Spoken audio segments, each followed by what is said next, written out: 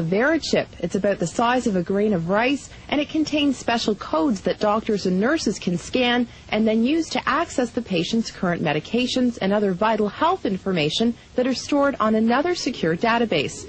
Each chip contains a unique 16-digit number that, when scanned, connects doctors to an internet database that retrieves medical records instantly. It was originally used for tracking lost pets, but the FDA approved VeriChip implants in humans.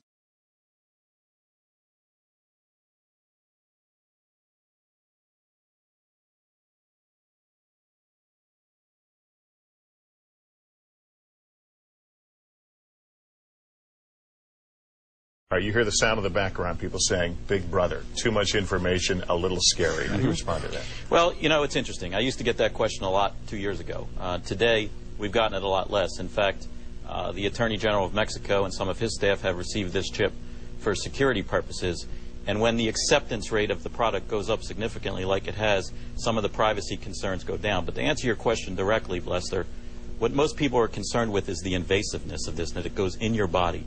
And as we know with pacemakers and other medical devices, that when people accept it for its applications and for its ability is when it'll work its way into society. It won't be tomorrow, it won't be next week, but 2, 3, 5 years from now, slowly but surely it'll work its way into the mainstream.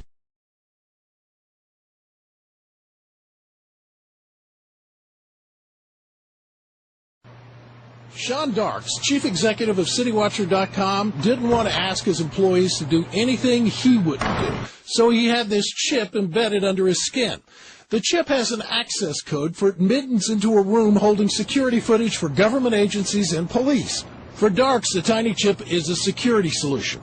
No IDs for employees to lose. They can't. It's right there in their arm.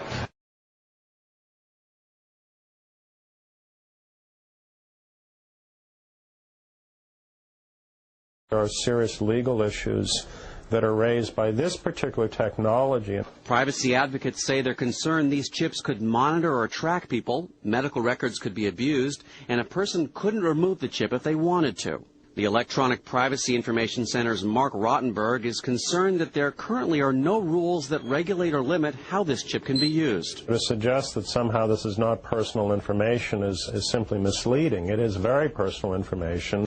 And less secure. The chips themselves don't contain any personal information, but they do contain a key to information.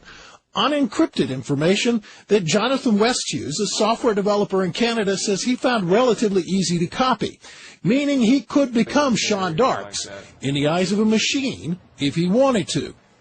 Well, they talked about, for example, electrical hazards. This thing is by no means inert. The way it works is it actually picks up and amplifies ambient electromagnetic energy from the reader devices.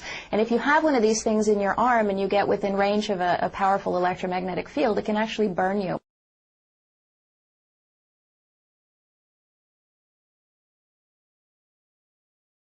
Well, actually, obviously, Secretary Thompson, it's an honor to have him on our board of directors.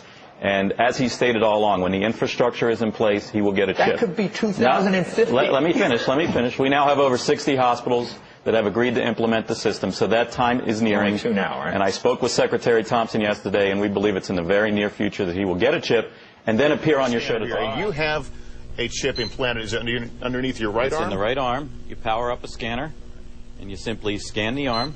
And once you scan the arm, you'll see that the identification information. And on the laptop here you have it hooked up to, it says some number, but that doesn't. On the database about Scott Silverman, it'll have my driver's license information, it'll have medical information, it'll have financial information, and it'll have security information for ingress and egress into facilities. The critics would say, and I listened to it, and I'm trying to figure it out, but they use the "they" word a lot. Is there a vast RFID conspiracy out there that is they would say this is a slippery slope. This is the first thing. This is where you lull us into a false sense of security. We all get these things. And then the next thing, you know, I don't know. It's making like Soylent Green. Like the Trilateral Commission, or the whole world gets taken over, like in Terminator 3 or something. Is anything? I mean, do we need to worry? There's no conspiracy, Joe. You sure? I'm sure. I'm looking at you. I'm looking at your eyebrow. It twitches when you say that a little bit. And I'm looking back at you. Come off.